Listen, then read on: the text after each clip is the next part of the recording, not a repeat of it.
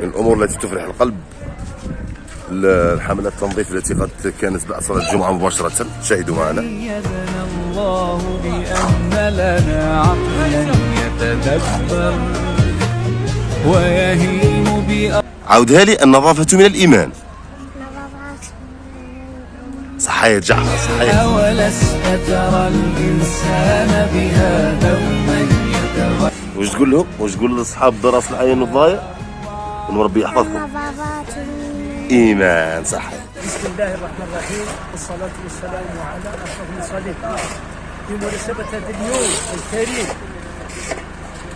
سكان رئيس حي راس العين بادروا في اليوم هذا هو في حملة نظافة، واشكروا السلطات المعنية على رأس السيد رئيس البلدية والسيد والي والأخ عافلو اللي ساهموا معنا وعاونونا في الاعتاد هذا اللي عطاوه لنا باش نظفنا.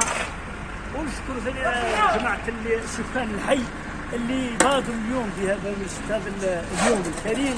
نظفنا وماذا بينا نزيد تكمل هذه المبادرة على مستوى كامل بإذن الله، على مستوى حي ولا زوج. لا ماذا بينا ان شاء الله المبادرة تكون طيبة حسنة وتأمن كاع وعاونونا السيد رئيس إن شاء الله إن شاء الله. وبارك الله فيكم وشكرا. يعطيك الصحة أستاذ. عقلا يتدبر يتفكر فخواطر لا تلهمنا ولإحسان ترشدنا. أيدنا الله بأن لنا عقلا يتفكر